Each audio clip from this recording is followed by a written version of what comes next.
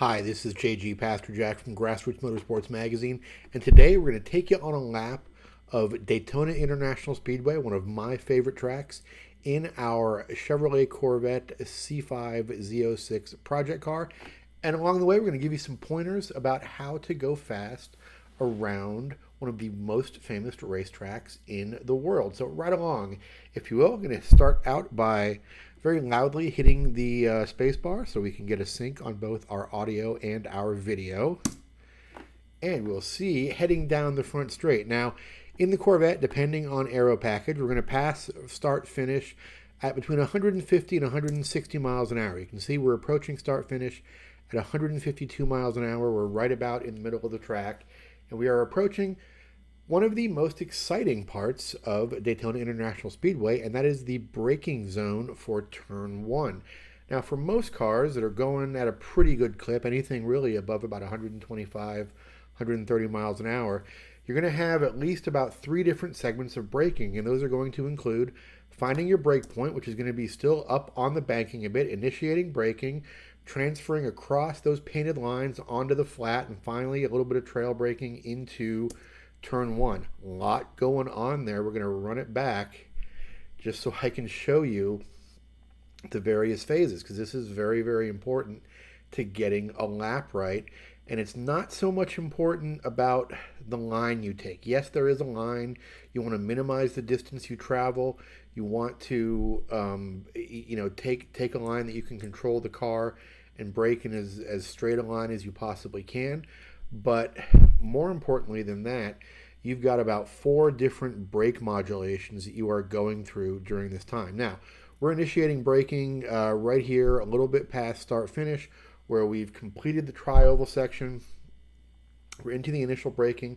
The car is still up at a considerable angle. So we're initiating braking, but we're pointing down towards that little triangular end of the grass there, and we're going to make the transition over those painted lines while we're braking. Now, this is a very critical area. When those painted lines are wet, they are very, very slippery. They are slippery enough where you want to lift your brake all the way off back to a 1 or a 2, even a 0. You might even want to coast across those as you're transitioning across those.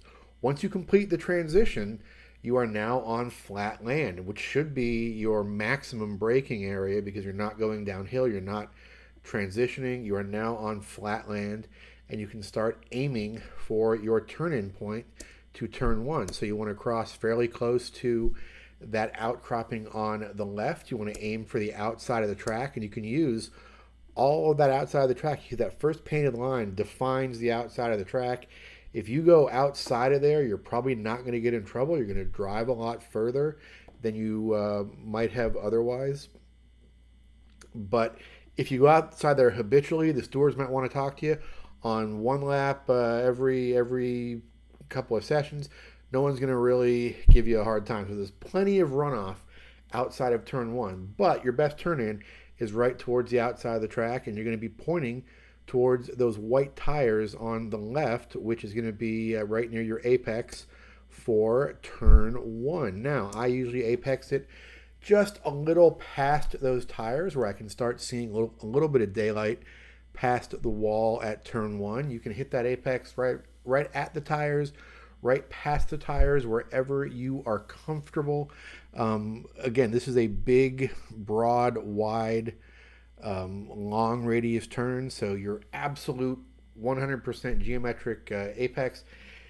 If you need to move it up a couple of feet or 2 to make the car perform at its optimum, that's fine by me. Now, your track out for turn one is interesting because if you notice here, the track kind of bumps out to the right a little bit. You can very well use all of that space out to the right to track out into, but as you'll notice, the track comes back to the left a little bit. So if we'll back it up here a little bit, if you were to track all the way out to the right, use those rumble strips, you would have to force the car back over to the left so you weren't just driving over the grass.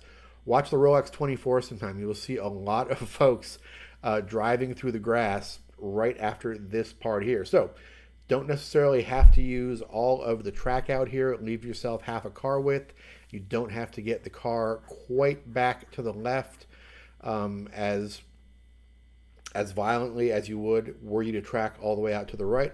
Also, it lets you get on the throttle right about here and throttle all the way through this S section. You can see I'm upshifting on the way to turn 3. Now, I also didn't use all the track out as we enter the infield section here because I want to get back over to the left and initiate my braking from the left side of turn 3 as though I were just coming out of the pit lane. Now, turn 3 again, big, wide radius, constant radius for the most part, but a lot of weird stuff going on in there. You don't necessarily need to initiate your braking on the very outside edge of the pavement because it actually does drop off a little bit. You can see you've got some negative camber towards the outside of the pavement there. Likewise, don't force the car down all the way to the apex. You see, I got a pretty good apex on this one. If I was off a little bit, I'm not going to force it. If I make my turn in and my turn in sends me there, I'm fine sticking with that line. If I make my turn in and my turn in doesn't quite send me there, I'm not going to force it because I'm going to really just scrub speed off that I'm going to need going down the next straightaway because you'll see in a second I've got tons of exit room. So this is a corner that really, you can even just drive through the middle of this corner and get just a perfectly fine exit speed off of it. Where you don't want to be, though, is way to the outside because that's where you lose camber. It's interesting, though, because this is also a corner. We'll back it up just a little bit. This is also a corner that you can outbrake somebody on the inside and make the pass stick. You can outbrake somebody on the outside and make the pass stick. As long as when you do your outbraking on the outside, you force your opponent inside far enough where you on the outside are still taking advantage of some of that road camber. So very interesting corner, very patience-heavy corner is turn 3. But again, don't get so 100% hung up on the line through turn 3. So go through turn 3, start to unwind as soon as you can, maybe even a little bit early because look at all this room you have on the exit. And you see you even have a painted area there, which denotes a service road coming in there. When it's dry, that painted area is literally just as sticky as any other part of the track, especially once some rubber starts going down on it. When it's wet, probably want to stay off it. In a front-wheel drive car, you might get away with it. In an all-wheel drive car, probably get away with it. In a high-horsepower rear drive car, probably not going to get away with going over that when it's very, very wet. But you see, you have plenty of room even out here if you don't use it to maximize your exit speed. So let the car flow out. A lot of very gentle motions with the wheel here. You're always trying to preserve speed at Daytona. You don't want to make a lot of dramatic control inputs. I'm going to work the car back over to the right so we can turn in for the kink. Probably not going to brake for the kink in most cars, and you might not even lift for the kink in some cars. The kink does tighten up a little bit on the back side. So you can, by definition, go through it flat in a lot of cars, but you've got to do it right. Your line's got to be precise. And actually on this lap, I had to give up a little bit because my turn-in was not great. You can see I did not get down far enough into that little gully there on turn-in. I could be over another half car length. I could get my inside wheels right up on that curb, increase the radius of that corner, and have a lot more exit speed coming out of there. Again, if you have to give up something for this corner, for this kink, I want you to give it up early. If you have to do a lift, do your lift before you even turn in, because once you get turned in, I want you back on the throttle and on the throttle as long as you possibly can to extend the next straightaway, which is not very long, but the more you can extend it, the faster you will be going. So we're going to exit. And again, see, I had to give up so much on turn-in. I didn't even use all of the outside. Work our way back over, not all the way to the left for turn 5. You can actually initiate braking right from the middle because turn 5 gives you a very broad area to turn in from. I've actually seen people brake past the outside of the paved area there before they do their turn-in. If that's your jam, go for it. Not my thing. I like to stay on the gray stuff, keep my traction consistent. One thing I will say about turn 5, it's a lot like turn 3, except the apex is much more important. Turn in, not so critically important because you have some options to work with. But as you turn in, if you can hit the apex, the deeper you can get down into that apex, the better radius you will have coming out of that corner. You can get on the throttle real early and stay on the throttle and use all of the road at the exit and have a nice steady throttle out of turn 5. So again, entry to turn 5, not hypercritical, but everything after the entry, you definitely want to hit that apex. And as soon as you hit that apex, the sooner you can go back to full throttle and stay full throttle all the way out of that corner. Very, very important. Now, find a braking area for turn 6 that you like. I generally will use about halfway across this access road here. Turn 6 is maybe one of the most important corners on the track because turn 6 leads onto an extremely long straightaway, which is the back straight. So if in order to get turn 6 right, you have to give up, a tenth or two of a second on the entry. You should be more than willing to do that because I'd rather see you give up a little bit at 60 miles an hour than sacrifice a little bit at 140 miles an hour. I want you to maximize your top speed on this track because you will make bigger gains by spending more time at 140 than you will spending a little bit less time at 60. So get the car slowed down, get it turned in. Once you kind of line up your apex and the end of that tire wall, that is the signal to start getting back on the gas. And the arc I want you to take out of turn 6 here is whatever arc allows you to stay full throttle. And if that means it's a slightly wider arc, so be it. If that is a narrow arc, but it does allow you to stay full throttle, I want you to, that should be your baseline arc, and you can adjust from there. From this point on, I want you to go as full as you can possibly go and stay on whatever arc that allows you to stay on.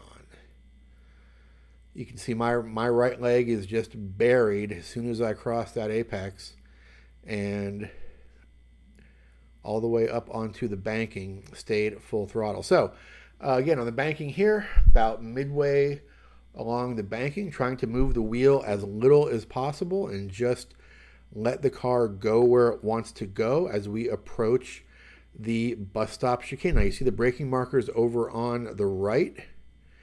And where did we brake there? We'll back up a little bit.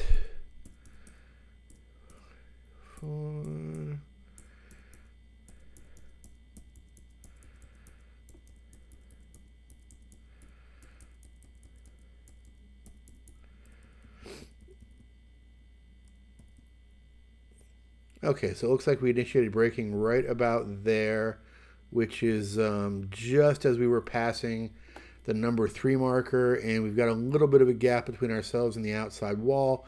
Again, like many places on Daytona, you don't need to be right up against the wall to maximize your line into something. You're turning off of a very wide area into a slightly narrower area, so really you only need to mirror the area you're turning into to get the most speed from it. Now, the bus stop is a very, very tricky thing to master because I'll run this in full speed. Watch how tricky it is to find the entrance to this thing as you're approaching it. Oh, well, look at that! It just kind of appears. It is a really, there's not a lot of visual cues that it is appearing. It's one of the few places in Florida that elevation actually comes into play, because the way you're sitting on the road, it sort of makes that gap in the pavement disappear. So what you want to look for as you are approaching the chicane and you're still under hard braking, you're going to trail brake all the way down to the first apex of this thing, is you want to look for a sight picture. Basically, you want to look for a scene that you can match with a scene in your head. And this is what I look for, is basically a straight line between the near curb and the second curb in the chicane. And from this point on, once I commit to this and I've sort of finished my my trail braking, my goal is to get back to the throttle from this point on and never drop below a neutral throttle, and hopefully even stay at a positive throttle from here on. I never want to go back to a below neutral throttle. So let's continue on through the chicane. You can see I entered at 81. That was my minimum speed. Dropped down to about 80 there, but I was still on the throttle. It was just a tire scrub, I think, that was making me slow down through there, and back to full throttle again. So we'll back up, take another look at that. What I really want you to do on this corner is I want you to find the spot where you can get back to full throttle the earliest. And again, if that means giving up a mile an hour at this point to gain 2 or 3 miles an hour down the road, that is worth it. But at the very least, once you commit right here, never drop down below neutral throttle again. That's a skill I want you to work on. So we're running in full speed. Watch my right leg. Looks like it's staying down a little bit. Yeah, I maybe bopped it up just a little bit towards the end. Got the exit. And that was that little speed change towards the end. Let me back this up one more time and give you one more warning for the exit of the chicane. So I mentioned that I want you to get back to full throttle in that corner as soon as possible and stay full throttle all the way out. One thing I definitely do not want you to do is, once you get to almost there, once you get to this point here where you are exiting the chicane, do not come off the throttle. Whatever you do, do not come off the throttle. That wall on the outside, it will try and spin you right into the Daytona International Airport. That wall is very hard. That wall has hurt people very badly. I do not want you to be one of those people. So once you pass here, I need you to be, at the very least, neutral or better throttle. A slightly positive throttle is great. Full throttle, if you can do it, is great here. That's going to keep the weight on the back of the car. It's going to keep the front up a little bit, so you're going to be sort of steering with the front and not trying to keep the back behind you. You're just going to be trying to keep the front in front of you. The car's going to understeer out of there a little bit. Very safe, very calm exit from that chicane. So big safety tip there. All right, here we go down the east banking. Same as the west banking. Find a nice neutral point. We like things about in the middle. That way we can pass somebody low if we come up on them. We can pass somebody high if we come up on them. And faster cars can do the same to us. They can pass us low. They can pass us high. And as we're coming to the end of the banking, in a fast car, something going over about 130 miles an hour, as you exit the banking, you may have to make a little course correction here, because what happens is you've got all of that road camber, all of that banking turning the car for you. You've got to put in almost zero steering, and then you've got the road flattening out, but you have the arc of the corner continuing just a little bit past where the road flattens out. So you may have to add just a little bit of steering that you immediately have to take right back out. So be ready for that. Don't overcorrect. Make it very slow. Make it very deliberate. Make it very light. You can see I cheat the wheel just a little bit. Let's back up and find it here.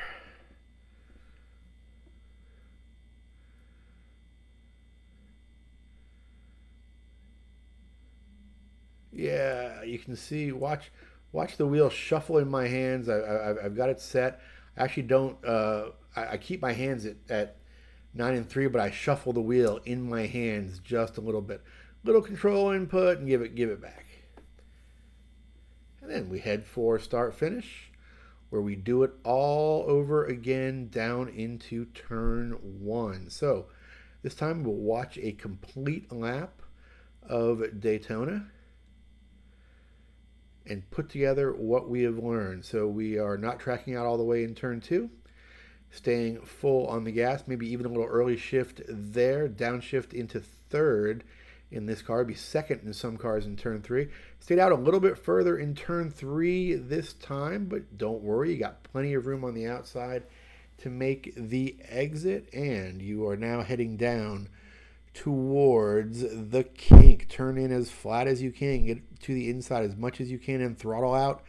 Brake in the middle of the track is fine, but get down to the apex in 5 so you can get back on the gas. Open up that radius and unwind your way out of 5. Head towards 6. Find your braking point for 6. Get the car slowed down. Get it in there. When you see those two things line up, get back to the gas and stay on as tight an arc as you can describe while keeping full throttle with your right foot. Now we're negotiating our way down the banking, trying to make as few inputs as possible. Every time you make an input on Daytona International Speedway, you are slowing the car down. So you're going to be steering with your fingertips. You're going to keep your shoulders relaxed, your forearms relaxed. You're braking into the chicane, downshifting, getting it turned in, getting back to the gas as early as possible. Crappy middle of the chicane on that lap. But I got in way too deep, and you see what happens. You see the exit speed you lose on a lap like that. So yeah, don't do that. That's why I want you to throttle all the way through that thing, and I want you to stay very, very relaxed. So heading out onto the front straight now, a little bit of a course correction as you finish the banking. You can actually see me stretching my hands out there to keep them from being too tight. There's start finish, and we are done with these laps of Daytona. Folks, thank you very much for hanging out with us. I think we're on our cool down lap now. You can find more great content like this at grassrootsmotorsports.com or on our YouTube channel at youtube.com/grassrootsmotorsports. I'm JG Pasterjak. We will see you again soon. Bye, everybody.